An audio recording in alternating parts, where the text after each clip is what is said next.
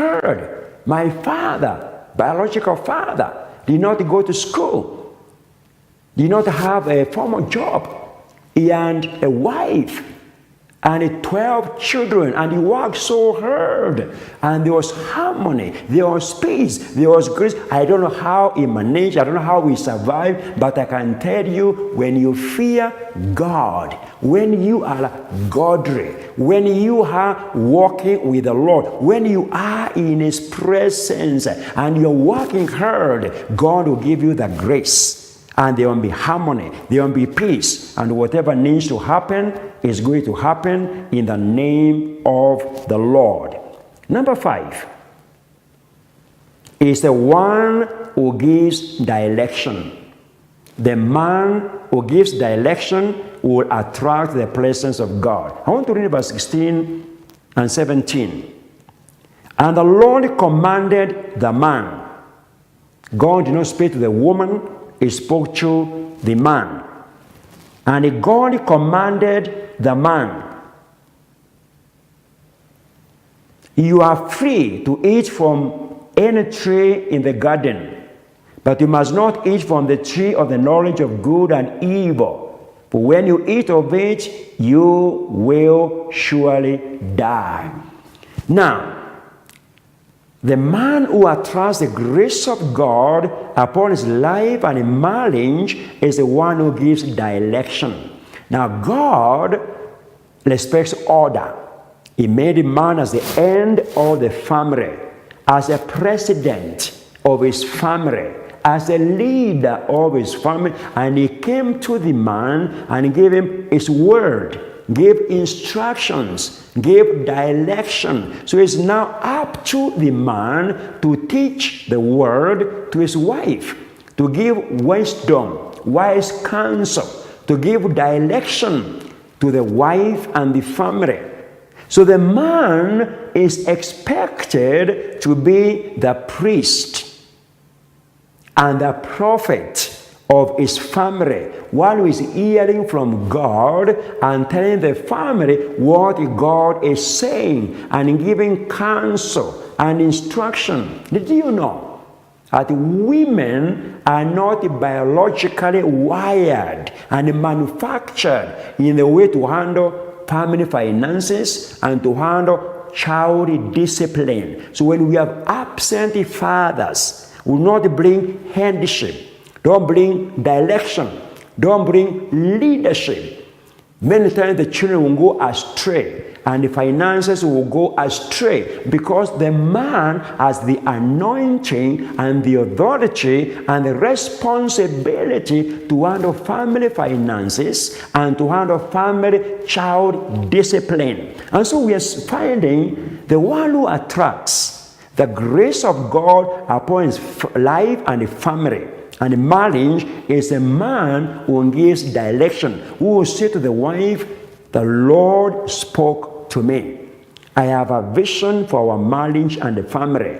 I have God's word. I have a dream. I have a plan, the way we should go. And unfortunately, most of our churches are full of women and not men. Men are in the back seat.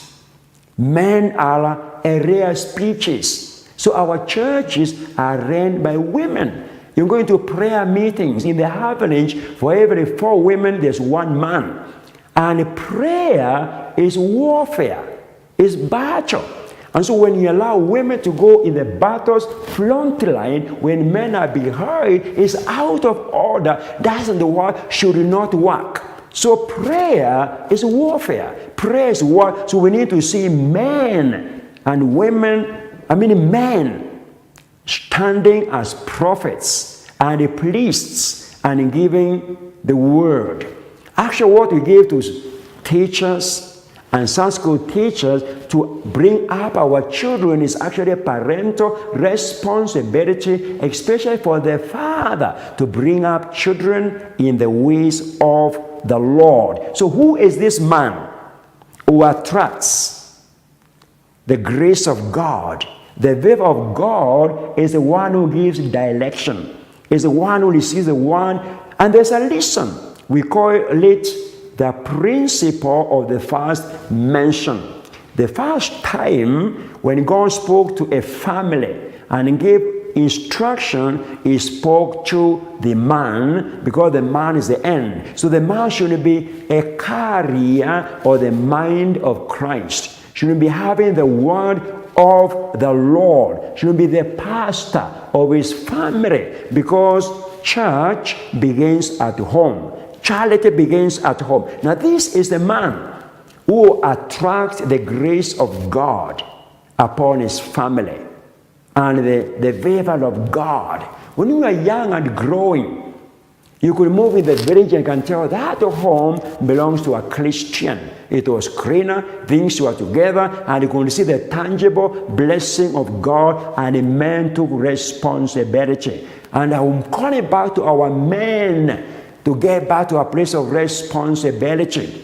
It began by when we overemphasized the need for God-child empowerment. I'm saying overemphasized, because all children are good, they are equal, they have their place. But we overemphasize women rights and a God-child empowerment. And though we are boys who have no backbone, we are boys who cannot even express themselves. We are boys. So you can go in many colleges now, women are excelling, and the boys are the minority. So we need to recover our place where man, as one from the Lord, you are the priest, you are the prophet, and you give direction in your home. That in church, we need to see men. Some of the tragedies we have in life, some of tragedies, it includes, number one, absent husbands and the fathers. Another tragedy is churches continue without men. You go in churches, women are the majority. It's a tragedy. That's not divine order. We need to see men getting back home and taking their place of leadership and headship. We want to see men getting back to the church and taking leadership. And the other tragedy is the society continuing without law models, because men are going to corruption, into drugs, into drunkenness, and they are going to all kinds of vices and evil. We don't have many law models when you can say, I want to be like so and so. There are scandals left and right. We need men who have the word of the Lord, who are priests. The man teaches the wife and the family. Many times, and this is a common scenario, a wife would come and ask the husband, honey, or whatever name, what do you think we should do? What do you think? Now, that one is an opportunity for the man to be the end, to give direction, to give leadership, to give instruction, to give the dream, to give the vision, because a helper suitable helps you to do what you are doing. That's why you need to have a job before you get a woman, and now she comes to help you as a helper suitable in your dream and in your vision. The worst thing you can do is to take the question back to her. What do you think we should do? The woman gets frustrated and confused, because you are the lead and the end, and you should have the word of the Lord. So he says, what do you think we need to do? Say, honey, I have an idea. It may not be ripe yet, but give me the next 2-3 days. I'll come back to you. I'll give you direction. You know why she followed you, by the way, in the first place? Because you are a dreamer. You told her things about yourself, where you take her, what you do for her, and those dreams, she believed in you. But then along the way, there's no direction, there's no vision, there's no motivation, there's no instruction, and there's confusion, until finally some women have to take over. Now that is not the way it was meant to be. So the one who gives direction, because he has a word from the Lord. God told him in verse 16, the Lord God, verse 16, and the Lord God commanded the man. God spoke to the man. And I want to charge every man listening, you need to go back to the Lord and receive God's word for your life, first and foremost. That you have direction, you have purpose, you have a project, you have something, you know this from the Lord.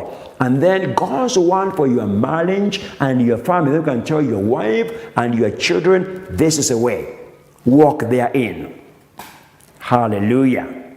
So in verse 18, we are leading, it's not good for this man to be alone. It's not good for this man to be alone. Which man? Is a man who is in God's presence. It's a man who has a job, who is working and ready to provide for his family. It's not good for him to be alone.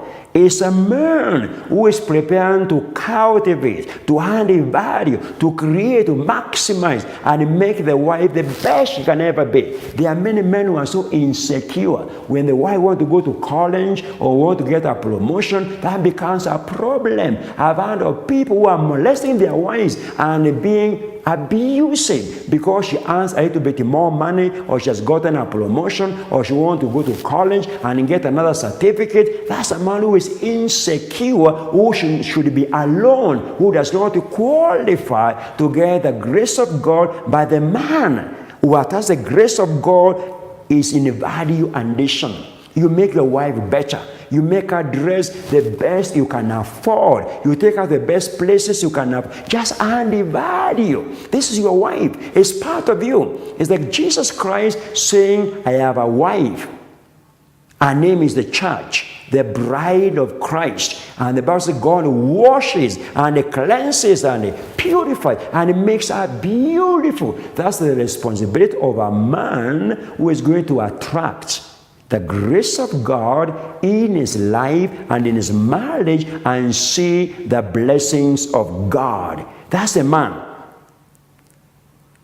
who is not going to be alone.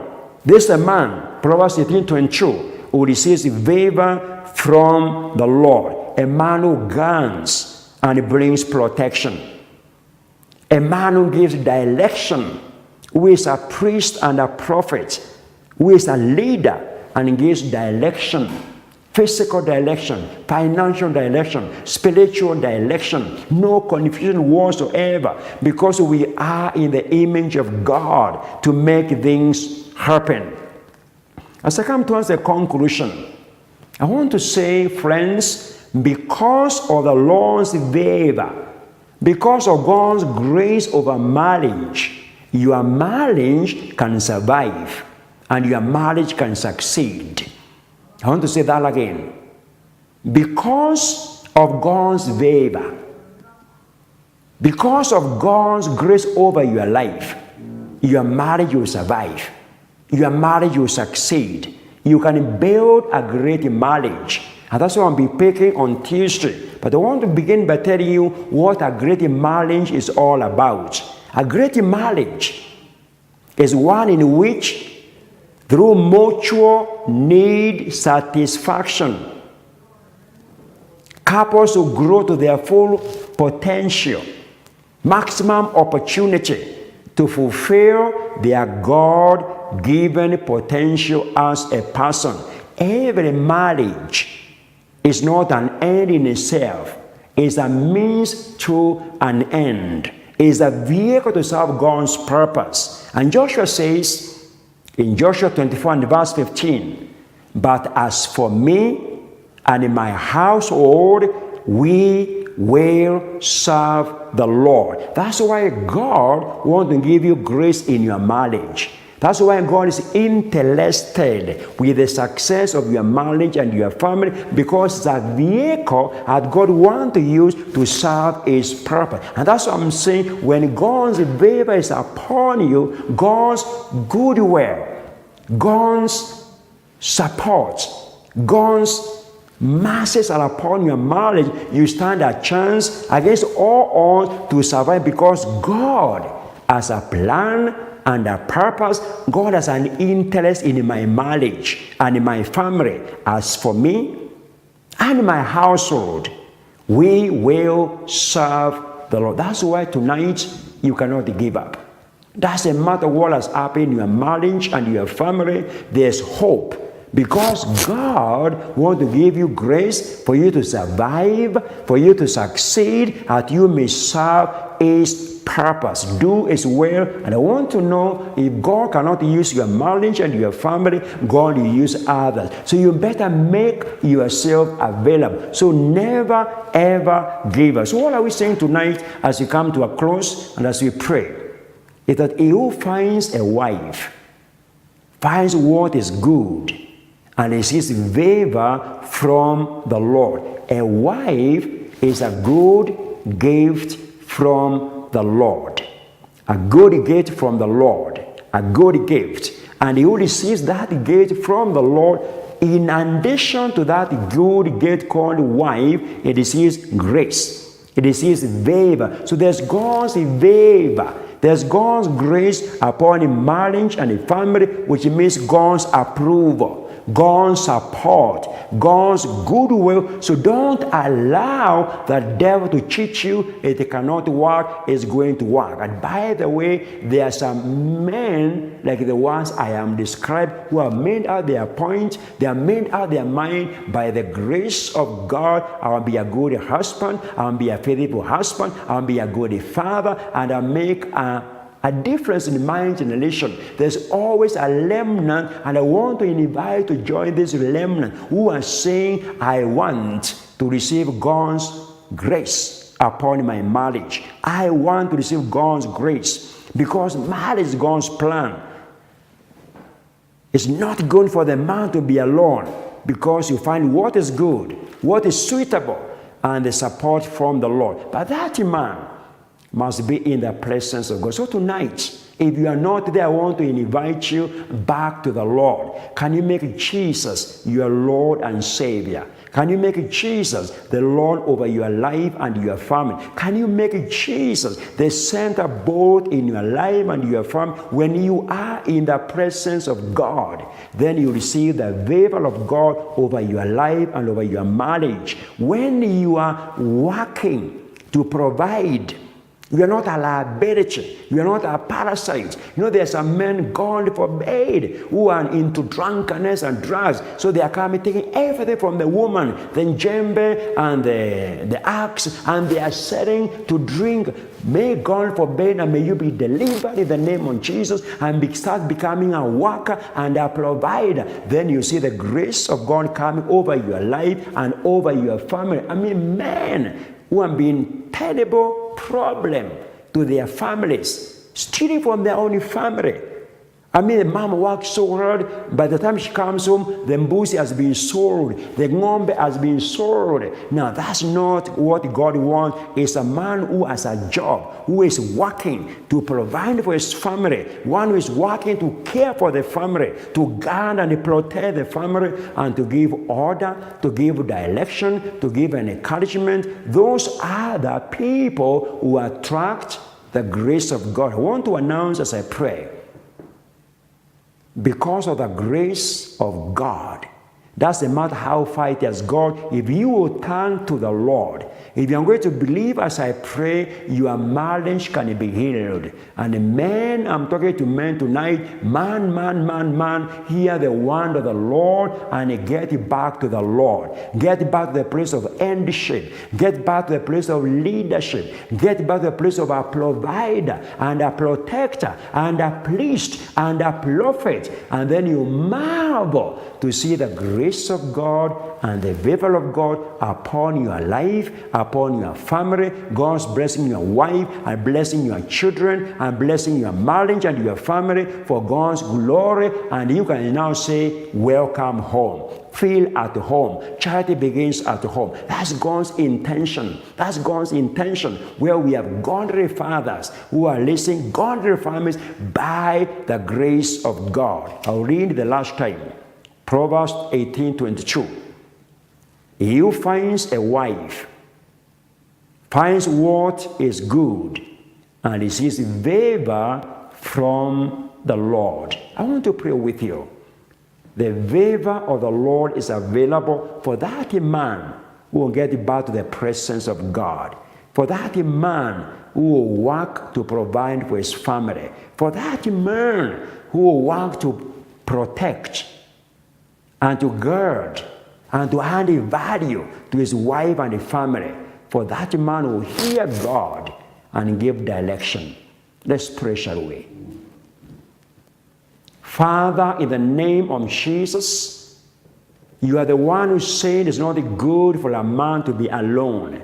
And you started the institution of marriage that has been fought by the devil with all kinds of counterfeit plans and programs. Lord, I pray in the name of Jesus for that woman who has been crying. Lord, may hear that prayer, and may your grace come into that home and the family in the name of Jesus Christ, because God, you hear and you answer prayer. That man who has struggled, dear Lord, I pray that bondage of poverty will be broken in the name of Jesus. That bondage of drunkenness will be broken in the name of Jesus. The powers of darkness, the curse of poverty will be broken in the name of Jesus. And from this night, dear Lord, may your grace of marriage, the favor from the Lord, be released upon every man who is a husband and who is a father in the name of Jesus Christ, the Lord, in this county of Meru, in this nation of Kenya,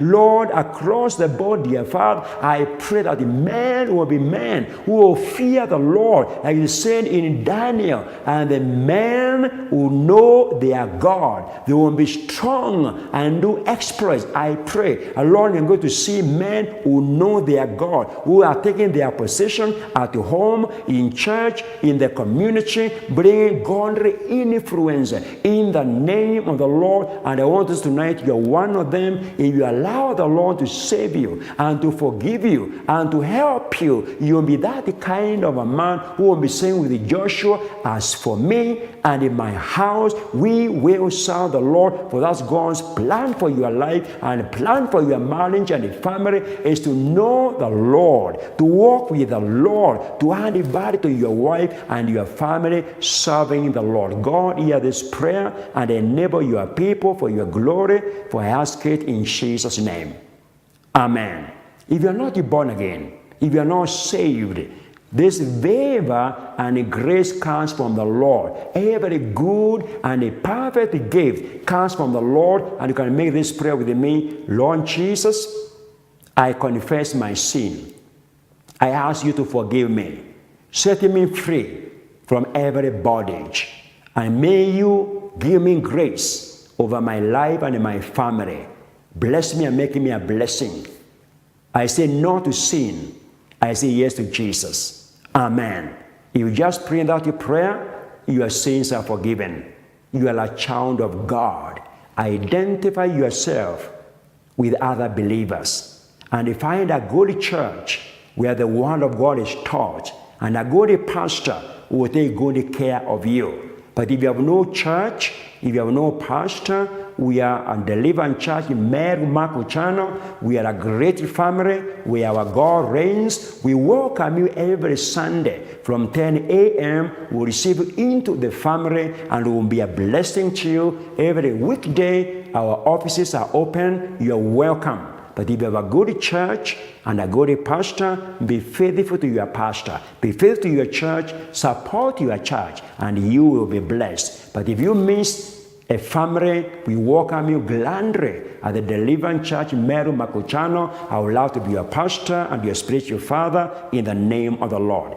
Till next week, same time, same place at the Meru TV, the hour of grace. May the Lord bless you. May His grace be sufficient. May you protect your marriage and your family.